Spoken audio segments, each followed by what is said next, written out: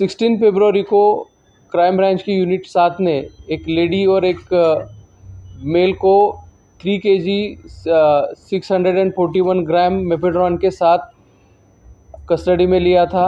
इसमें एक ऑफेंस दाखिल किया गया था। इसी ऑफेंस का फर्दर इन्वेस्टिगेशन क्राइम ब्रांच की टीम कर रही थी।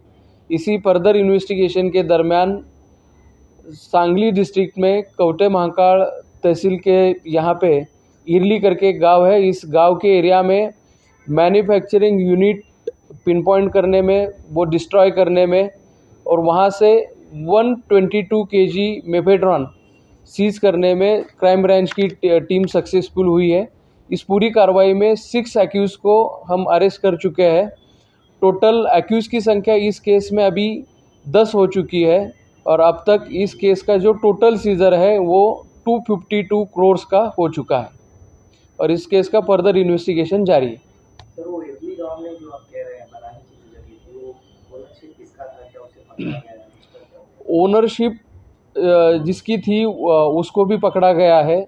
इन 6 एक्यूज़ में उसका भी नाम है और जो मेन मैन्युफैक्चरर था, जो बनाता था, जिसके पास टेक्निकल नो हाउ था पूरा, उसको भी हम अरेस्ट कर चुके हैं। इतनी बड़ी तस्करी आप कह रहे हैं, तो मुंबई में इनके टारगेट ऑडियंस क्या होते थे? स्कूल होते थे, कॉलेज होते थे या हाई प्रोफाइल लोग? ये जो मेफेड्रॉन मैन्युफैक्चर किया जाता था वो क्रिस्टल फॉर्म में था, एकदम वाइट कलर का और क्रिस्टल फॉर्म में था, जिसको नारकोटिक्स की लोकल लैंग्वेज में लैविश करके बोला जाता है। इसको हाई क्वालिटी मेफेड्रॉन समझा जाता है।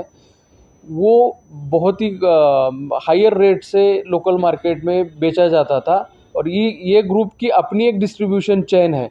सांगली में मैन्युफैक्चर करने के बाद अलग लोगों को ये रिस्पॉन्सिबिलिटी दी जाती थी कि डिस्क्रीटली ये पूरा जो कंसाइनमेंट है मुंबई तक पहुंचाते थे और यहाँ से अपने डिस्ट्रीब्यूटर के माध्यम से ये लोकली सर्कुलेट होता था। ये फैक्ट्री कब से चला रही है? प्राइमरी इन्वेस्टिगेशन में ये रिवील हो चुका है कि पिछले 7 महीने से ये फैक्ट्री चल रही थी। इसकी जानकारी आप लोगों को कब मिली? 16 फेब को ऑफेंस दाखिल होने के बाद फर्दर इन्वेस्टिगेशन में, यानी कि एक्यूज का इंट्रोगेशन और टेक्निकल इन्वेस्टिगेशन के बेसिस पे हम ये पिन पॉइंट करने में सक्सेसफुल हुए। सर, आपने जो कहा कि शेख में महिला और पुरुष को पकड़ा गया था, जिसके बाद सीलिंग मिला, महिला का बैकग्राउंड क्या इसमें? कोई महिला या फिर ऐसा कोई इन्वॉल्वमेंट? महिला जो है वो कुर्ला एरिया की रहने वाली है। वो एक ड्रग पेडलर ही है। जो हमें बेसिक इन्फॉर्मेशन मिली थी कि ये बड़े पैमाने पे ड्रग ट्रैफिकिंग कर रही है।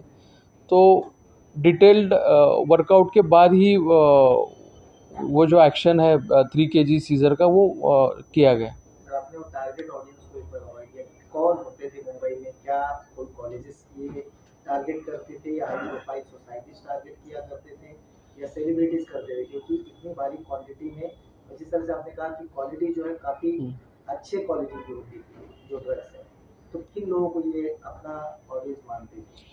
ये जो मैन्युफैक्चरिंग का ग्रुप हमने पकड़ा है, वो उनका टारगेट यही था कि हाई क्वालिटी मेफेड्रॉन प्रोड्यूस करना और उस मेफेड्रॉन को हायर रेट्स पे बेचना।